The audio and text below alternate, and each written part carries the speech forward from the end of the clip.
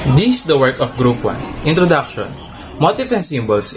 Since the day man began to give shape to the materials provided by nature for meeting his rudimentary requirements, he has never been able to resist the inward urge to adorn the beauty, his possession, and surroundings.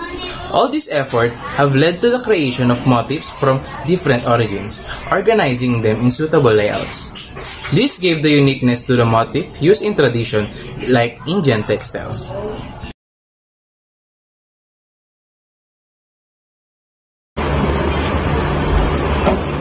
Decorative motifs and symbols classification. There are times when do not understand what is being meant by a word, by a talk, an act, or things. We need other things to describe them to properly understand their meaning. This is particularly true when we are dealing with work of art in the literary world. Therefore, symbols and motifs are created to help us understand. Motif.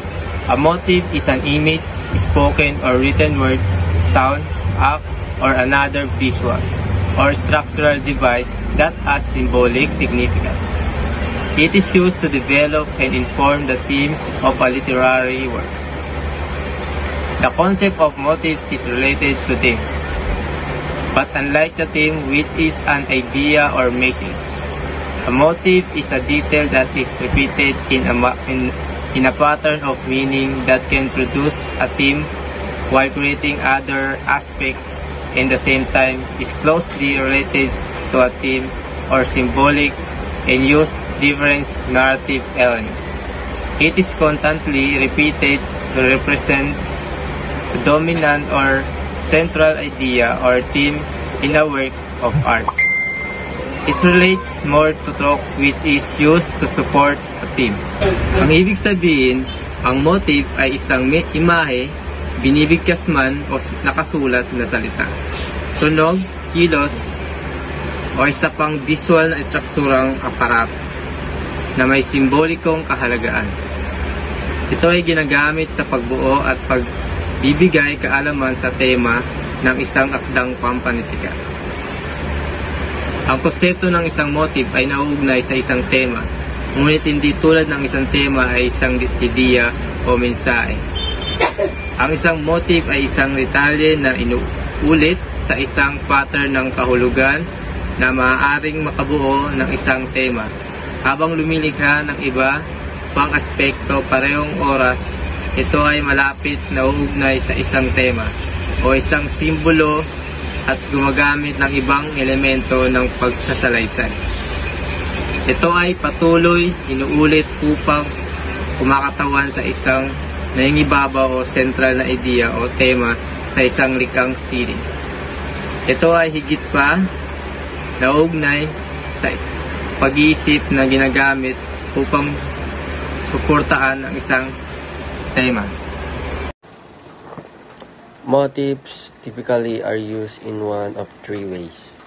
A single object that appears multiple times throughout the work, with most of the emphasis placed on the item. A collection of related objects that appear multiple times of emphasize the theme. A collection of seemingly unrelated items that serve to draw attention to the theme in the subtle manner. Classification of motif. The motifs or unit of a textile design may be classified as geometric, realistic or natural, stylish, abstract. Geometric motif. This motif includes line in various forms, such as vertical, horizontal, diagonal, and curve. They form fabric design, just as stripes, plaits, checks, and circles, and their associated design. Geometric design lead the eye in the design or pattern that is created by them. Pag sinabing motif, parang punda.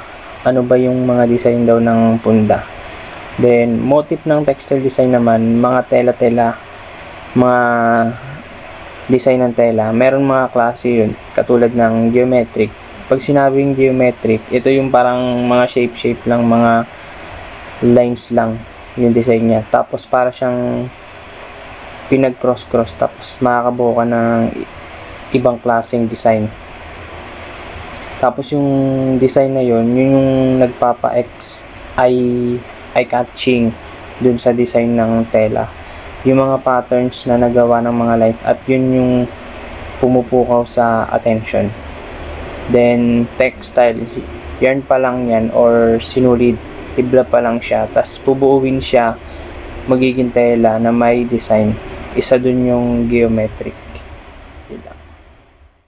Realistic or natural motif. Natural motif portray as direct replica of things as they exist in nature, such as flowers on trees, animal in jungle, human figure, and another nature things.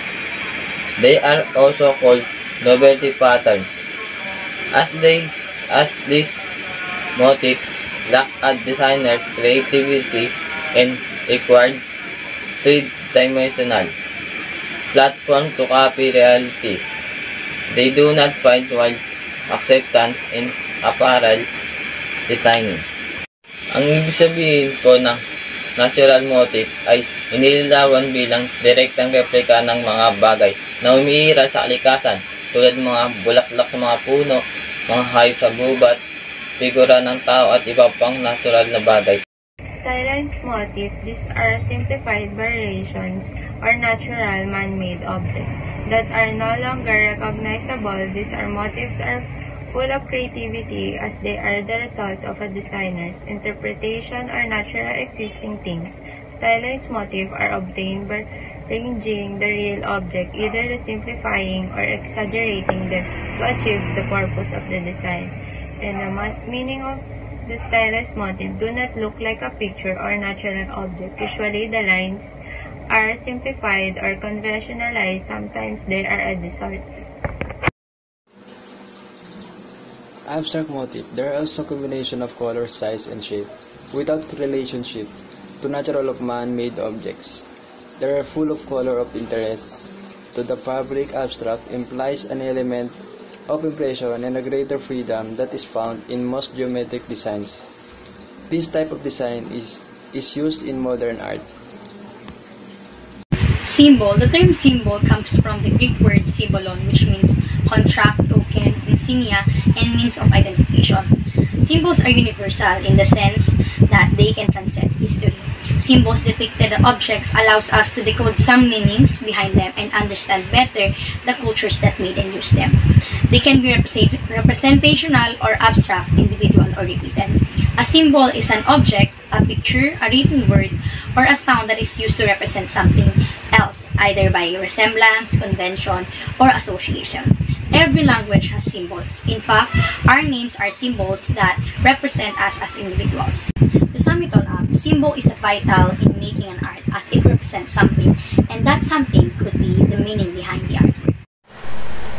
Iconograms are illustrative representation. They are iconic sign which has an illustrative representation emphasize the point is common between the signifier and the signifier. Paggamit ng mga visual na imahe o simbolo, figure upang tumatawan sa mga komplikadong idea o paksa o tema na mahalaga sa iba't ibang kultura. Pictograms are pictorial representations such as ISOTYPE.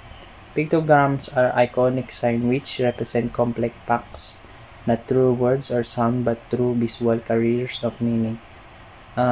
Itong pictogram is madalas makikita natin to sa mga sign or babala sa daan, like ng yung bawal dumaan, bawal lumiko.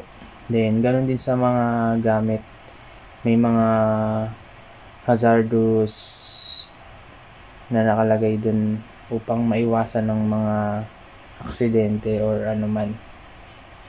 Cartograms are topographical complex factions example, statistic at iba pa, and iconic facts. For example, an atlas or the grand plan of the house. Ang ibig sabihin po, isang mapa kung saan pinapakita ang statistical na impormasyon sa diagrammatic form. Diagram are functional representations. They are visual signs which are representations but are more functional carriers that illustrate, for example, a sequence or a fact or a function.